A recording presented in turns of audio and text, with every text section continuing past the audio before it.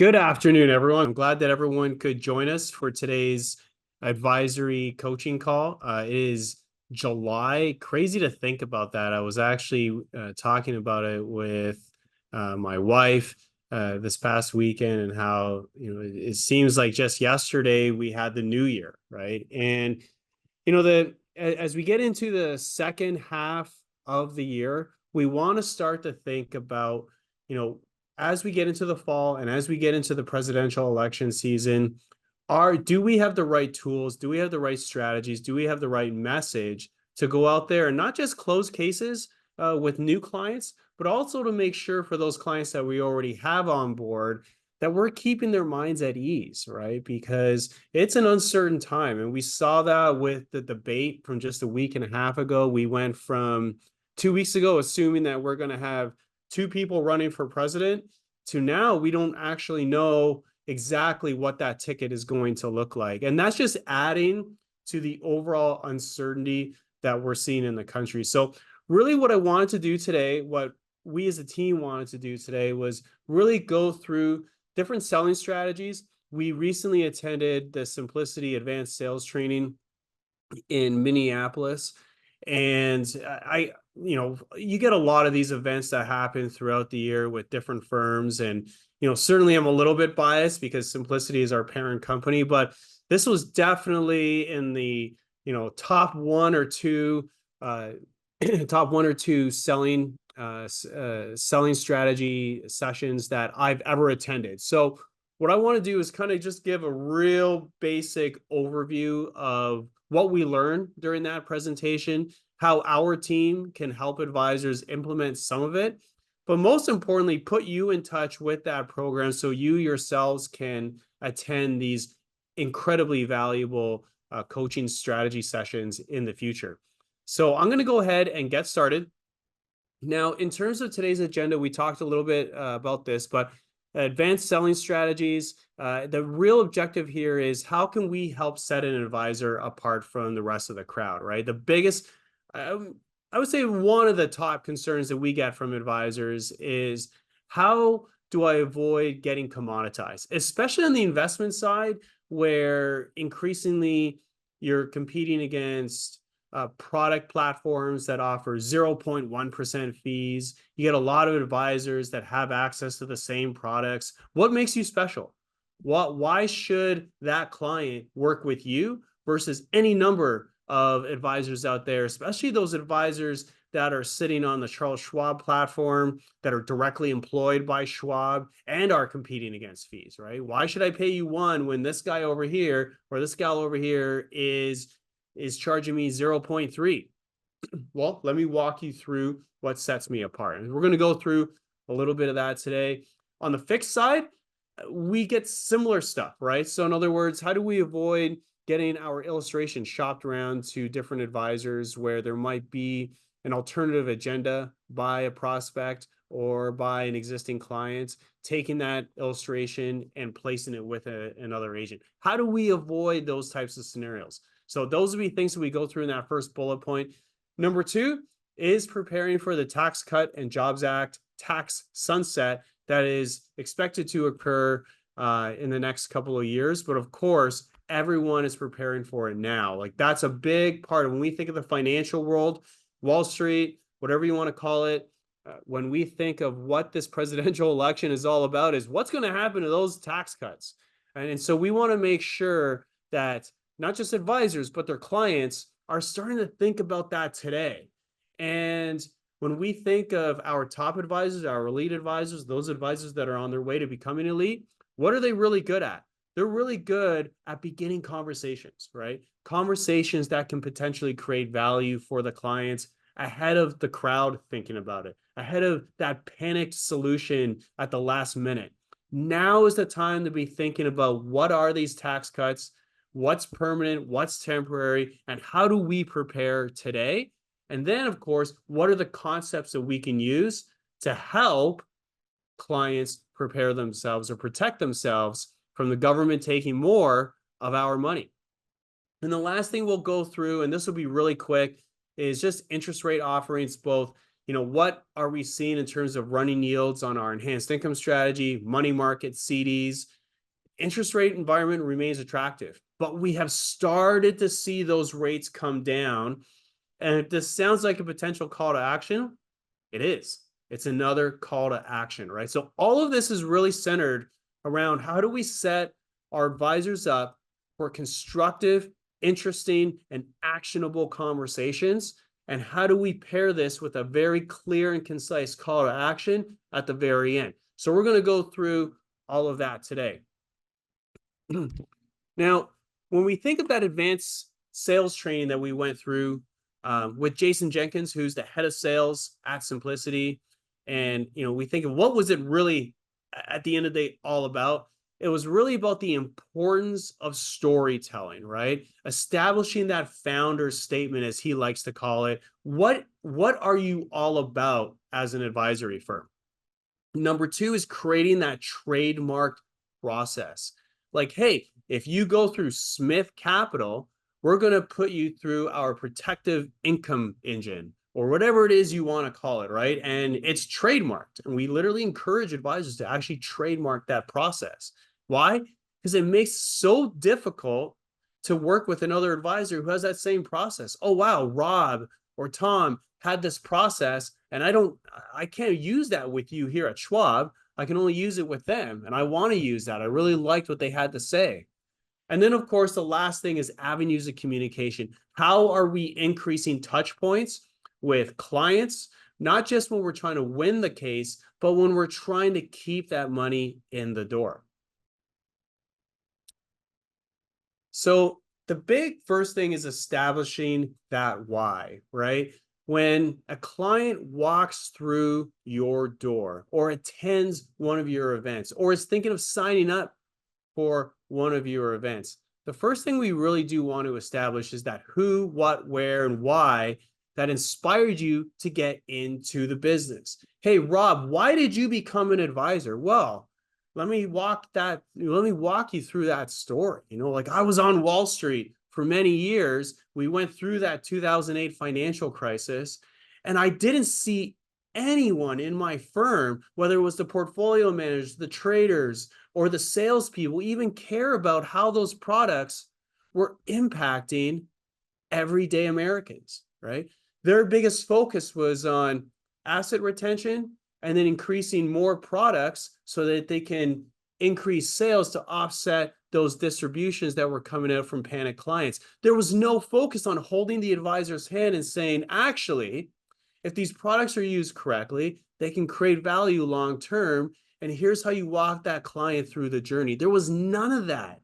It was a slash and burn type of strategy when we think of a lot of the major Wall Street mutual funds and hedge funds out there. So that really created a lot of discomfort with me. And I thought, you know what, there's a better way. I could create more coaching. I could help hold the advisor's hand. If I'm the advisor, I could help guide clients through a coaching process. That's what really got me into that business. And I said to myself, I had to create a process around that. And then that's where the trademark process comes into it, right? So who are you? Why you, right? So that's what we call the founder's statement. Now, when you work here with any of your FSRs or myself or anyone on the LPAM team, the first thing that we're going to be really focused on here over the next 6 months is working with you on how do we create that founder's statement of, hey, you know what? Mike Capital Management, why do you exist? Why are you here? What inspired you? What's your story? I want to learn more about you. I don't care about the products. I don't care about rates. I don't care about the market outlook. I want to know, why did Mike get into the business? What inspired him? What makes me excited to work with you, right? So that's the first step if we think about really on how to sell yourself and how to establish rapport with the client versus just trying to push product, right? Because anyone, like, you think about it, what Life Pro does, what we do, what advisors do, the products that you have access to, it's relatively similar throughout the industry. It's how we connect with clients that really separates those advisors that are often in that top 1% of production versus the rest that are trying to get there. We're all working the same amount of hours, but what is that top 1% doing? At the end of the day, they're establishing rapport and they have strong relationships with their clients. And when we think of whether it's the founder story or whether we think of how we pitch market concepts to clients, once we know a little bit more about them and what they're trying to do, we can't undersell the importance of storytelling, right? So in addition to establishing a founder statement for your firm, we also want to create a storyboard, right? The story of how you started, which we talked about in that founder statement, but then creating a series of client events or client stories around different concepts, right? Here was a client that came into my office and they had a lot of assets, but they were burning through it, right? And we knew that their spending was out of whack, but we also knew they were underutilizing a lot of their assets in terms of income generation. So if we could help generate more income, we could decrease that asset burn through reduced spending, higher income generation, and then refocus a portion of those assets for long-term growth. And you put that into a story and clients are able to connect with that, right? Because that's how our brains make sense of concepts that we don't really understand. Most clients that walk into your office are going to go through an annuity illustration, and it might as well be in Chinese or in French or in any other language we don't understand, because that's not what they do for a living. They're turning to you and they want to trust and rely upon you. And so storytelling is just incredibly important when we're thinking of how do we walk clients through who we are and what we do, but then how those financial concepts that we look at every single day connect to their life and connect to those goals and concerns that really, are the prime catalyst as to why they're in your office. So if we think about it, we're in this situation, we're in this status quo. I'm going to go through the founder's statement to kind of maybe provide a little bit of context here. So I'm sitting there on Wall Street on the trading floor. I'm sitting with the portfolio managers. We go through 2008. I had this concept of what Wall Street was, and 2008 shattered it, right? It was that explosion. And out of that caused this motivation deep within me to say things can be done better. And that's what that new normal is. And when we think of storytelling, it's always around those three steps. There is that normal status quo, something disrupts everything, right? In this case, 2008. And out of the ashes, that phoenix rose up in terms of that new normal. And so whether we're talking about our founder's statement or we are talking about different financial concepts, right? The idea of Social Security maximization, or the idea that very few Americans utilize guaranteed income. Why? Because annuity gets a bad name. What doesn't matter what that concept is, tax protection through life insurance, investments, there is a normal, an explosion, and a new normal that comes out of it. And it's all related and centered around your story and centered around how your concepts created new normals for other clients. Storytelling is just incredibly important. So another big initiative for us in the second half of the year is to sit down with each of our affiliated advisors and create that storyboard for you. Not just a founder statement, but those stories for each of those clients that you said, hey, this was a big wow moment that really stood out to me, for a client that had never heard of the concept of index universal life or cash value life insurance, or clients that did not realize the value that a fixed index annuity could bring, or really putting structure around an investment portfolio and how behavioral finance works, right? So all of these things, we can create stories around that. So when we think of the founders and the client stories, what are we really trying to do? Let's break it down into 3 steps. We're describing the world before your big awakening, right? Hey, you know what? Real estate can never go down. Wall Street's got it solved pre 2008. And then we were awoken to this big lie, right? There was a lot of cracks in the facade. That facade opened up. That key event that opened up your eyes, whether it was 2008, whether it was COVID, whether it was the election cycle, whatever it was, there were those key events that opened up your eyes. And now we're in the world after the big revelation, right? We think of, in the modern world today, we think of obviously the world before COVID, and we think of the world after COVID. Why do people describe it that way? Well, we had a certain sense of what life was and the routine of government and private enterprise before COVID. This huge explosion hit called COVID, the world shut down. The role of government expanded dramatically, spending went up. And now we're in life after COVID, right? Many people kind of almost like their past goes back to 2020 and that's it, because it's almost like that pre-2020 period was irrelevant. Now, we're not saying that it certainly was not irrelevant, but that's how the human mind works. So we want to share your story. The key thing here is whether we're at a workshop, whether we're sitting in a webinar or a dinner seminar, or even a cocktail party, right? We want to share that story at the beginning of the event, and we want to share it often, right? Whether we're on a YouTube video, whether it's an email campaign, whether it's a one-on-one, we want to share that story, and we want to make it easy to tell people because we want all of our employees to say the exact same story.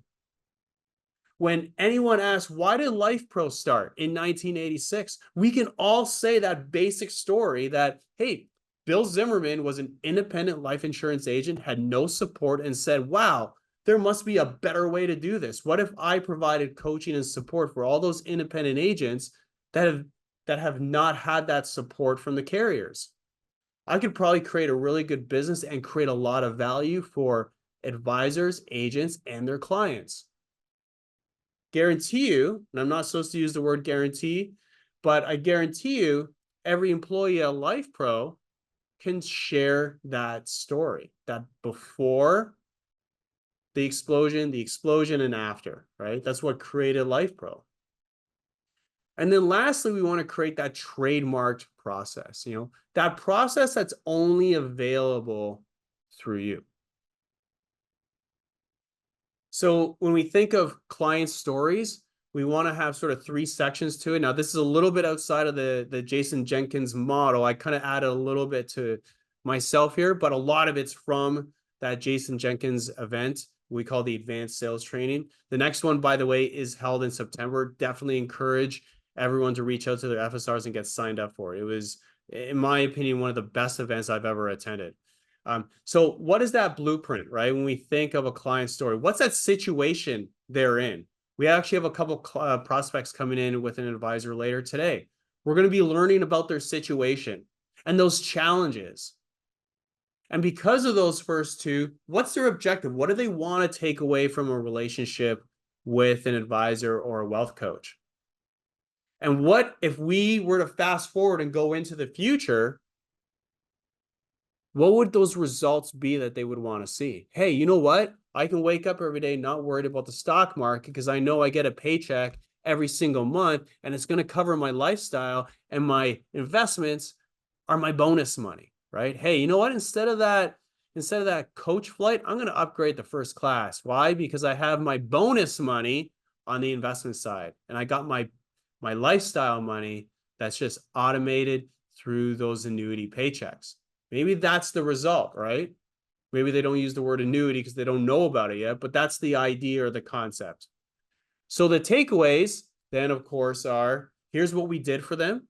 They had a problem, and here are the solutions that we provided, right? And that's that middle section, those solutions, introducing various financial concepts and coaching that acted as a white knight. Remember, we don't want to push product. We want to introduce concepts and a way of thinking and behave and different behaviors that we can implement to get them from that problem to that solution. Lastly is the structure. We always want to make sure, no matter how complicated a concept is, that we keep it simple, understandable, and it is, of course, repeatable. It's one of the big challenges that I've had personally. When I first started at Life Pro, I came in as a hedge fund portfolio manager. And when you're in these institutional meetings, complicated is seen as good. And what I quickly learned is that it's not good because it doesn't create any value. What you need to be able to do is simplify things. It has to be understandable to everyone. And it has to be repeatable, because at the end of the day, the people that are hiring you don't do this for a living. Like if I went to a doctor's office and he told me everything scientifically in terms of the theory, but what's driving my operation, I'm going to look at him and stare at him blankly and be like, I have no idea what you just said. I just want to make sure that you get me better and you don't kill me. So that's at the end of the day, with these client stories, we're looking for that blueprint. We want to introduce those solutions, that white knight, right? Those concepts, the coaching is acting as that white knight. And we want to make that into a system, simple, understandable, and of course, repeatable. So I talked a little bit about that trademarked process and making that process, of course, this is a common theme here, simple and repeatable. So what is that process that you're marketing to clients that is only available through you, right? The Smith income engine, or it could be income GPS, right? You're creating some sort of asset mapping process that will identify not only where your assets are, but which assets are best utilized to achieve certain financial goals, whether it's income, growth, protection, estate management, etc., right? And you put a name around it and you trademark it. It sounds corny, but it does two things. One, it's who you are, and it's something that belongs to you. No one else can utilize that process because it's trademarked to your name. Second, it creates discipline. Everything you do and communicate will be around this trademark process. It'll be what you are known for. Oh, hey, I've worked with Rob. He's the guy with the income GPS engine. I know who he is, right? So it's really, really important that we establish this. Again, over the next 6 to 12 months, our hope is that we can work with all of our advisors and create this process for each and every one of you. Because each and every one of you is working with Life Pro today because we were inspired by your stories on the phone, the challenges that you had when you spoke to us. And there's an incredible story for each and every one of you to put into a storyboard. Because if clients hear it, they're going to be amazed by it. We just need to make sure that we're consistent with that story and that there's just an easy way to communicate it to clients. The second thing is, after we introduce that process, we want to show the data that proves your process. Well, hey, you know what? I created, because of everything that happened in 2008, I thought to myself, wow, there must be a better way to manage a client's retirement needs. So I created the income GPS engine, and it is based on 100 years of back-tested data on the S&P 500, Russell 2000, the 10-year treasury yield, etc. Let me walk you through how our process works under various types of down and up markets over the last 100 years. And let me show you what happened, what clients look like in terms of their financial picture before they implemented this process and after they implemented this process, right? So remember that promise that someone's coming in to your office, you're making that promise of saying, hey, I help clients solve many of their financial concerns and worries, right? Or whatever that promise is. This is the process to implement that promise, and then showing it through data, the before and after of working with you, right? There are problems and you're creating solutions. So we want to establish that trademark process. And the main goal of this is to help avoid you to becoming commoditized. That's the objective at the end of the day. We don't want to just be another advisor pushing some Schwab product or pushing some life insurance carrier product. You're not a salesperson, you're a wealth coach. And there's only one of you. That's the big thing.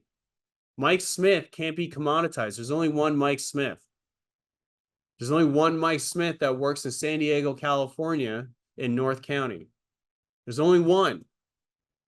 And let me walk you through why it's incredibly valuable to work with this specific person at this specific time and place.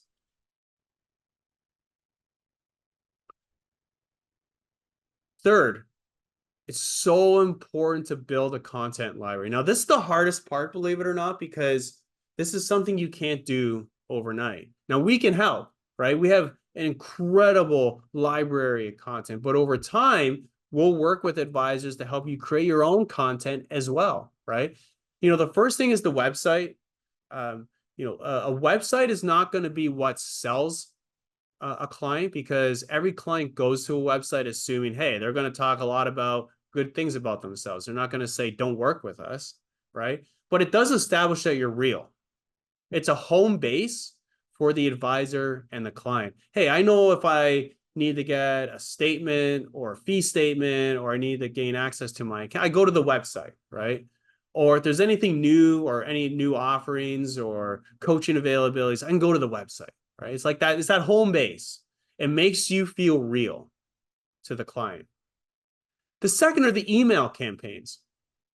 I encourage advisors, as they build up their content, try to get a one touch point per week, right?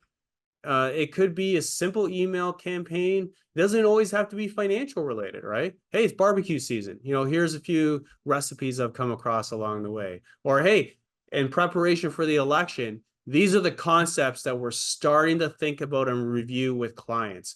The key is giving free information to the client and not asking something from them, right? It's supposed to be a genuine free offering and an invitation to learn more. Hey, we have the election coming up.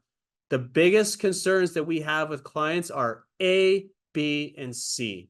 Now, here are some concepts that clients are using to protect themselves. Some are using a Roth conversion. Some are using cash value life insurance. If you want to learn more, click on the link below where we can to learn a little bit more. Now, that could be through a video offering that goes directly to the client, or that could be a one-on-one meeting, right? But it's that free information, genuine free information, and that invitation to learn more. And then, of course, video and YouTube. So when we see the biggest growth right now in terms of engagement with advisors, in terms of elite advisors, it's advisors that are effectively utilizing, yes, they're utilizing Instagram, they're utilizing TikTok and those types of platforms, but the most powerful is YouTube, because YouTube is more designed for the medium to long form video. So we want to make sure that as we're building up our content library, that we are leaning on YouTube. And for one reason or another, and I got to thank Jason for this again, because he had the stats behind it. He introduced the way to think about this, which I really appreciated. YouTube, people tend to go to YouTube and they tend to trust what they view on YouTube more than a website. Hey, I'm going to Rob's website. Of course, Rob is saying these things about how great he is and how great his products are and how great his process is. It's his website. Versus YouTube, people tend to go to YouTube to learn stuff, right? I know, like, my biggest thing on YouTube is I love to watch historical documentaries, and I don't want to pay for them. What? So I go to YouTube and I'll type in different World War II documentaries or the Napoleonic Wars or whatever it is I like to watch, right? And it's free and I learn a lot. And then at some point I follow the person who's posted those videos. And then I start to learn more about them and who they are. And that's the key here. We want to make sure we're building up that video library. Doesn't always have to be you directly. It can also be third-party videos that you think are relevant. But the more touch points that we have with prospects that might be, you know what, I thought about working with Rob, but I'm just, I'm good for now, but I'll still hear more. I'm still interested to learn more. At some point, like, wow, this guy's got a lot of great content. It's time to book a one-on-one meeting. I've read, I've seen, I've watched enough. So it's really important that over time we are building up that content library. So in summary, we want to establish that founder statement. We want to create a trademark process that's unique to you. We want to make your process provable. Do you have the stats and the numbers to back it up? It's easy to say, hey, we're going to generate lots of guaranteed income and we're going to protect your taxes and market's going to go down and you're not going to go down. When it goes up, you go up. Great, prove it. Show me the numbers, right? Lastly, we want to build a library of content as that free giveaway that builds credibility. It's all about building credibility outside of your home base, which is, of course, the website. So how can we help? The first is I definitely encourage all of our advisors that are with the Life Pro family today, reach out to myself, anyone on the Life Pro Asset Management team or your FSR team to begin building that founder's profile. We have some great worksheets that we use to start to sketch out the skeleton of the founder's story. But the key is you. We don't know you, you know you, right? But what we can help is facilitate that and flesh it out. Number two, work with us to build your content library, right? We have an incredible source of whether we're talking about weekly market updates or Money Script Mondays or email campaigns. We do a lot of that and we can provide a lot of that to you, but we can also help provide guidance in terms of how to do stuff that is more you-centric, I guess you could say, right? So in other words, some of your ideas help flesh that out and create campaigns around that. Thirdly, set up a meeting with our partners to build a website. So you might have a website, maybe you haven't updated it in a while, maybe it's not modernized. Our parent family at Simplicity, they have an incredible treasure trove of resources to help advisors build their own website. It's under $1,000. I can tell you myself, I am working with my dad right now to get his website up and running. And I would tell you, like, these tools are top notch. They're not rinky-dink things that you'll find, on any email or on some website. These are top-notch teams. The people are incredible. They're easy to work with. So I definitely encourage you to reach out. And then we even professionally record your videos. Now, the catch there is you got to fly out to Phoenix. So if you're in the Northern Hemisphere, definitely encourage those trips during the winter months. It can get pretty hot there in the summer, but the key is getting it done, because any client that's going to help is going to turn to you to manage their money. They're going to go to that website. And if it looks unprofessional, you look unprofessional. So what are the action items here? Reach out to myself, your FSR, and we'll begin formalizing those founder statements. And then lastly, and I think this is the most important thing, because I'm not doing it anywhere close to the justice that Jason Jenkins and the rest of the team there at Simplicity do, is that to sign up for that AST sales training in September. It's in Minneapolis. It's before the winter. It's actually a beautiful time of the year to go up to Minneapolis. I actually grew up in Iowa, just south of there, of course, and it's a great time. So that fall season.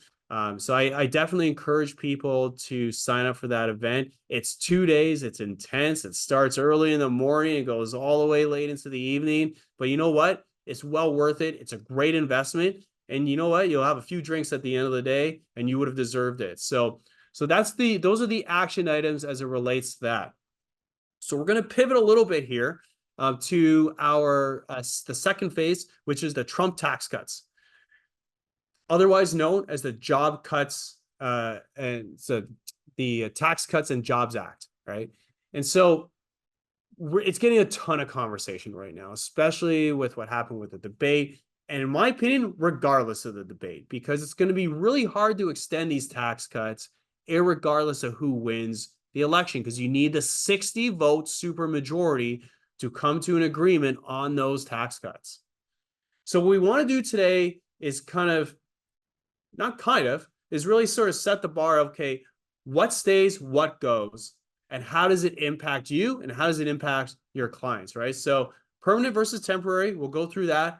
How will it impact the 1%, which is where all the focus is, and the 99%? Because I can assure you, for most of the advisors on this call today, the estate tax issue is probably not going to impact most of the clients that you work with.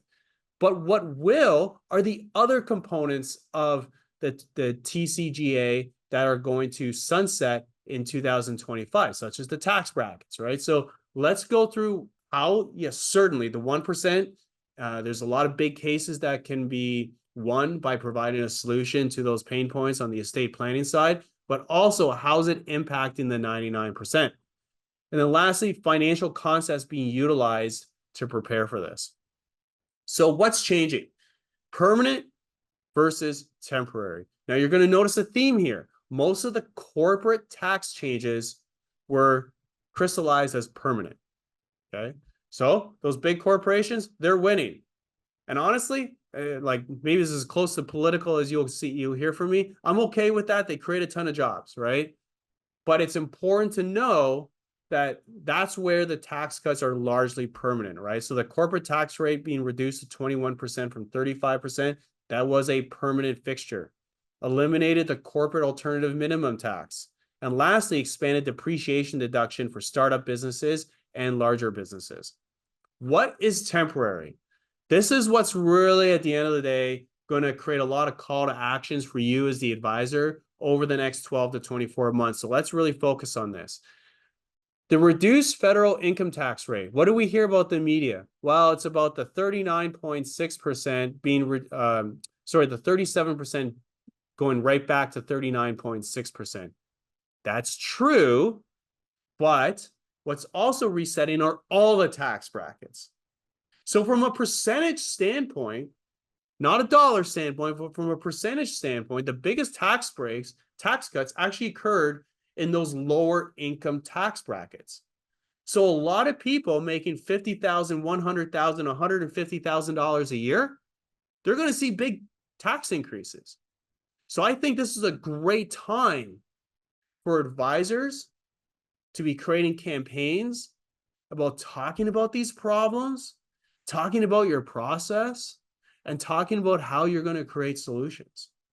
This is a great time for that. Number two, doubling the estate, so it doubled the estate tax exemption from 11 to 11.2 from 5.6 million. Double that amount if you're married, right? So for a household, that was from, call it 11.2 to 22.4, doing the quick math there in my head. And then another big one for the middle class, the expanded standard deductions. It doubled standard deductions across the board. So these are the things that are slated to go away. That standard deduction is going to be slashed in half. In fact, more than half, because that standard deduction has gone up adjusted for inflation. It's going to reset back to those 2016 levels. So that's a big deal. You know, some of the tax myths out there, that the TCJA only benefited the wealthy, therefore no preparation is needed if you're not in the 1%. That's, of course, not true. We see here lower income American tax bill cuts. The tax bill cut income taxes by a percentage amount the most for those lower income Americans, right? So the top 2 or 5% had about a 6% rate cut. The top 25 or 50%, so if you're in the, call it in the second or third quartile, you actually had a 10%. And if you're in the bottom 50%, about a 9%. So the biggest tax decreases happened in the bottom 75%. So yes, it's important that we have these conversations with all of our clients. That there's going to be no impact outside of estate planning. Well, we just talked about how the standard deduction is going to be slashed by half. I use the standard deduction. So guess what? That's going to impact me. I'm going to pay more tax if I don't understand how I can itemize in the new tax regime to offset that slashing of the standard deduction. Lastly, if Trump is elected, the tax cuts will stay in place. Not true. Remember, we need 60 votes to extend those tax cuts. So you can actually have a situation in place where Trump gets elected and these tax cuts still expire because they automatically sunset if no agreement comes into place. So this is very important to understand. So now talking about the problem, right? Tax implications for most Americans. So when we look, it's going to move my window here. When we look at what's impacting most Americans, that standard deduction is going to be slashed in half, right? So we go from that 29,200 for a married couple filing jointly down to 12,700 in that pre-Trump tax cut era, right?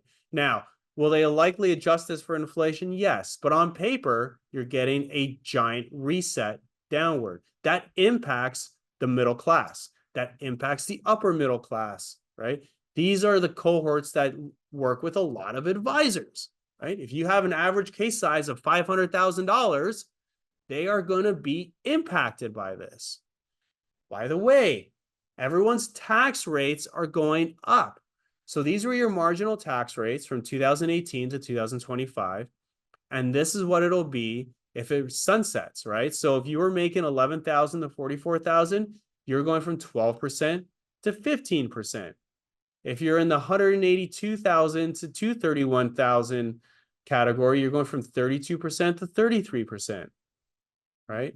So across the board, you're getting higher tax rates. And there's, of course, implications for the wealthy as well. Let's not forget that. And if you got big households or big prospects, you definitely want to talk about and be aware of how estate planning is going to change. So that top rate of 40% on estates above 5.6 million, when we look at before and after, you're going from 11.2 million all the way back down to 5.6 million. We've had a big stock market rally over the last 10 years. There's going to be more households than you suspect that creep above that $5.6 million category. Because what else has rallied aside from stocks? Houses. The average home price here in San Diego, $1.5 million. Well, guess what? That's about 25% of the way there to that $5.6 million number. Right? So a lot of these things matter when we're looking at a household, right? We want to look at all of their assets, not just their liquid assets. So this is going to be a really, really big deal. So what I wanted to do here was kind of show two scenarios, right? So got Tom and Katie on one side, we got Mary and Michael. So when we look at that married couple filing jointly, their income, the husband or the wife, I'm not going to prejudge on who's making which amount, but one's making $200,000, the other's making $100,000. They got two kids and they utilize that standard deduction. Simple calculator here. The Heritage Foundation provided this calculator, but they're going to see a tax increase in 2026 of $10,320.50. Now, I don't know about you, but to me, that's a lot of money. That's a lot of money that I would rather use myself or my family than give to Washington, D.C. Man, I wish someone could help me reduce that number. I wish there was someone out there. Does anyone on this call think that they could help?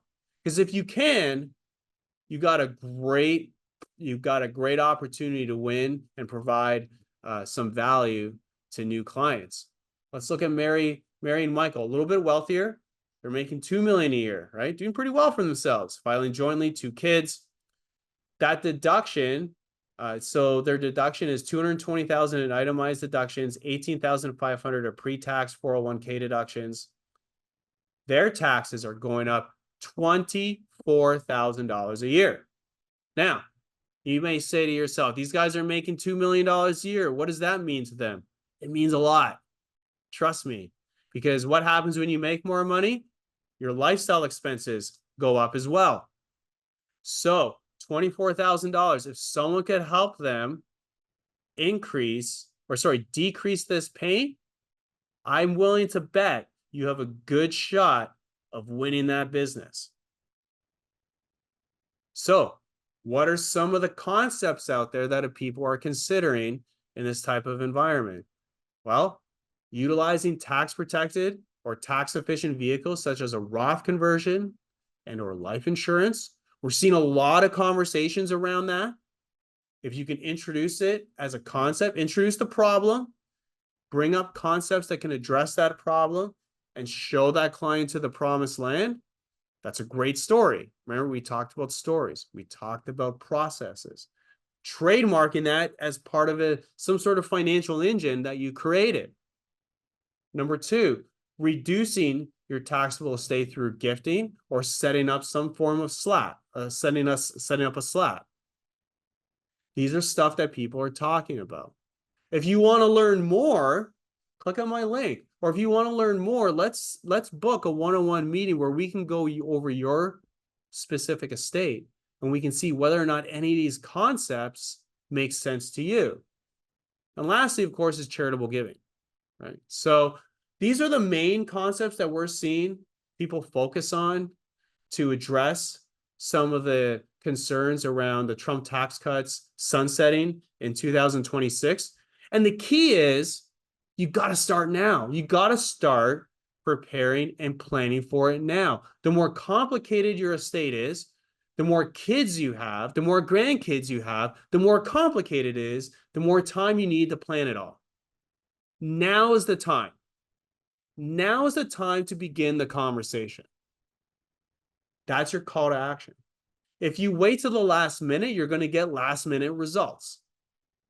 If you want a well thought out plan that can address many types of environments, whether those tax cuts get extended or not, now is the time to begin that conversation. The problem versus the solution, right? Enormous tax increases are going to cost you a lot of money. But what if you could partner with an advisor that could help protect your money? Lastly, it takes time to prepare, act now, right? This is going to be huge going over the next couple of years because one of the things we know is that we don't know what the tax picture is going to look like in 2026. Some stuff will sunset, some stuff won't. Stuff that we expect may stay. Some of the stuff we think will stay, will go away. That's the way the machine works in Washington, D.C. But if we can provide visibility and a higher level of certainty to clients to say, no matter what backroom deals are worked out in DC, we know that your financial machine is going to work this way with these rules. Clients are going to sleep a lot better at night. I often say that on Wall Street, uncertainty is usually what creates a bear market. You can work under a left-wing government, a right-wing government, a center government, as long as you know the rules. If I know the rules, I can calculate risk and I can calculate potential return. When the rules aren't known, I don't know.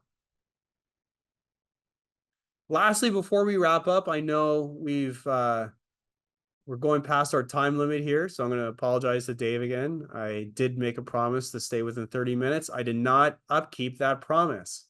But the last thing here, portfolio highlights. Interest rates do remain attractive. Okay, so as we get into that election season, the yield to maturity on our enhanced income portfolio right now is sitting at just over 9%. We've had relatively minimal volatility. Knock on wood, we can continue that. Clients have been happy so far. That 9% yield is not including capital appreciation or capital depreciation that may occur from the movement of bond prices or ETF prices within that portfolio. Money market CD rates remain around 5, right? So 5 is a good number for no risk or relatively minimal risk. The big risk with those is the refinancing, right? So, money markets reset every single week. So you're not locking in that 5. CDs, depending on the duration, 6 months, 1 year, 2 years, you're always going to have that refinancing risk. We can customize your portfolio for longer or shorter duration. A lot of clients want some longer duration. You're going to absorb a little bit more bond price volatility as a result of that. But if you're locking in long-term streams of income, I think a lot of clients are willing to ignore those price movements as long as they're getting that income stream and that paycheck from those bonds. We're seeing that feed through to annuity rates. So as you're getting closer to retirement, you're in an interest rate environment that's at 15, 20, 25-year highs in some cases. You know what? Roll that appreciation into a very attractive long-term stream of lifetime income, guaranteed lifetime income. That's why the annuity business has been doing so well the last couple of years. It's not an accident. Rates are attractive. And inflation is starting to come down. So you got this really cool and attractive environment right now where rates are still up and inflation has started to come down. I call that the value gap. You can lock in that value gap if you act now. But as the economy has shown signs of softening, we are seeing signs that the Fed is going to act and start to bring rates down in the back half of this year. So if you like rates today and you think rates are going to come down in the back half of the year because you're concerned about the economy, I definitely recommend locking in some of those rates at current levels. So, in summary, in terms of everything we talked about today, the importance of establishing that founder statement and that process of defining yourself and your business and why you're in the business. So important, right? Number 2, tax rates are going to go up for all Americans. Advisors can help prepare those clients for that day. Lastly, interest rates do remain attractive, but we may be heading lower. Is now the time to act? Well, that's a good reason to have a meeting with a client and have a phone call with the client to figure out that question and get that answer. So that's what we got for you this month. I hope that everyone got a lot of value from it. If anyone has any questions, I'm going to be first to admit if there have been questions in the queue, I haven't seen anything come through. But if you do have questions, shoot me an email, give me a phone call. I'll definitely answer it ASAP. But outside of that, have a great month. Enjoy the summer. And we'll speak again next month. Talk to you soon.